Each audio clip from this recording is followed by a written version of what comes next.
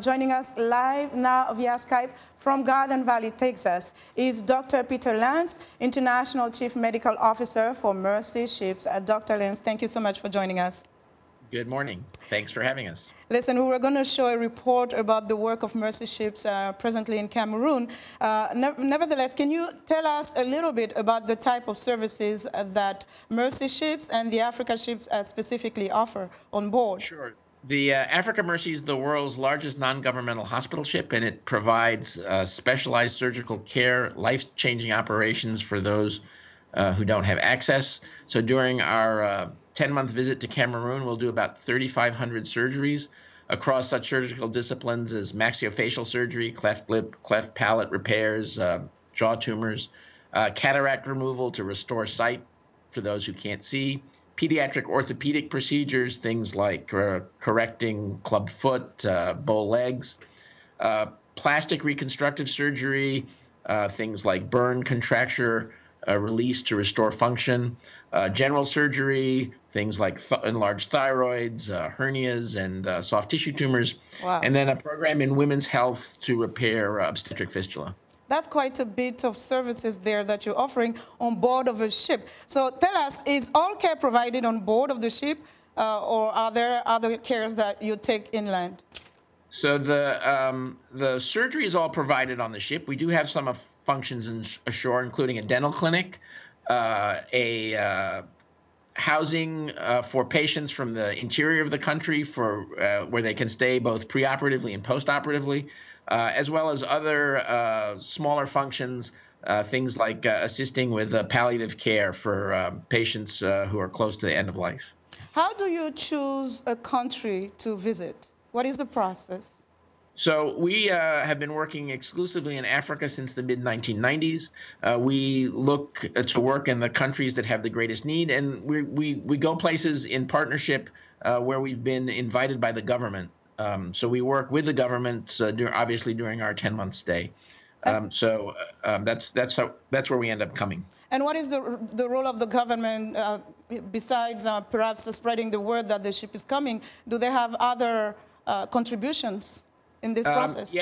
We ask, they'll provide the space to dock the ship free of charge. They'll provide water for the ship. And depending on the country, there may be other services they provide, including helping transport patients from the interior, to obviously providing security and other things that are required during a long visit like that.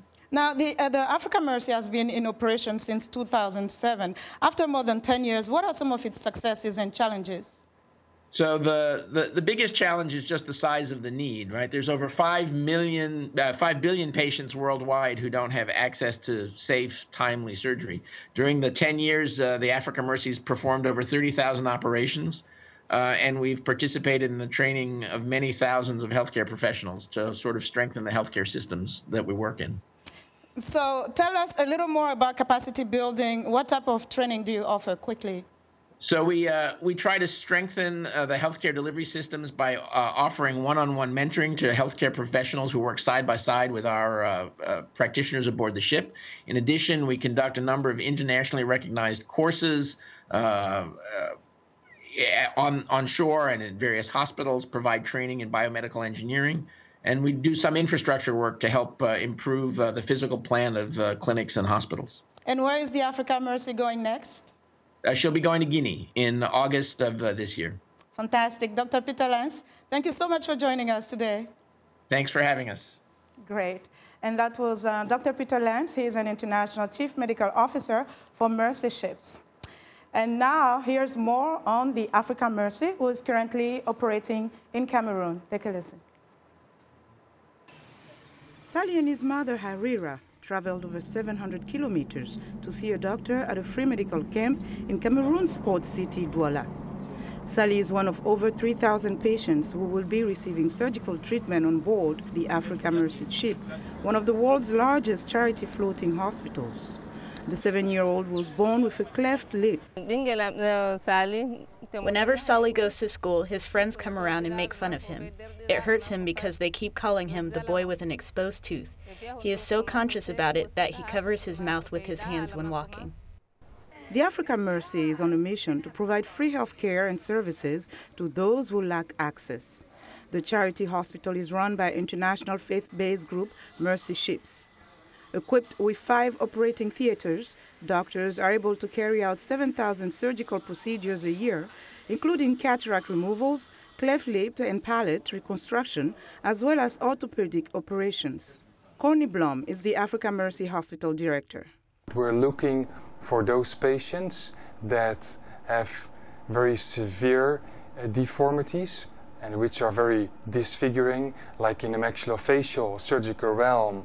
We think about those big orofacial tumors that can be very life-threatening and that are very complex surgeries that require very specialized knowledge and competency from surgeons. So that's a big one, but it's also very much need-driven, like the obstetric fistula. In Cameroon, estimates say there are between 20,000 and 30,000 ladies that require that surgery. So of course we want to treat as many as we can. In Cameroon, observers say good medical care is often too far away, too expensive, or simply unavailable. The medical professionals include volunteer doctors, nurses, surgeons, and other crew who will spend 10 months in Douala providing free healthcare services. The Mercy Ships program also includes training courses for local doctors and other healthcare workers, as well as mentorship programs. In the hospital I work at in Douala, we only had a few cases of fistula. So I've gained a lot of experience on the ship, such as caring for patients who have fistula and counseling them. Mercy Ships has treated over 2.56 million people since it was created in 1978. And that's all for today. To stay in touch, find me on Twitter at Linord Moudou.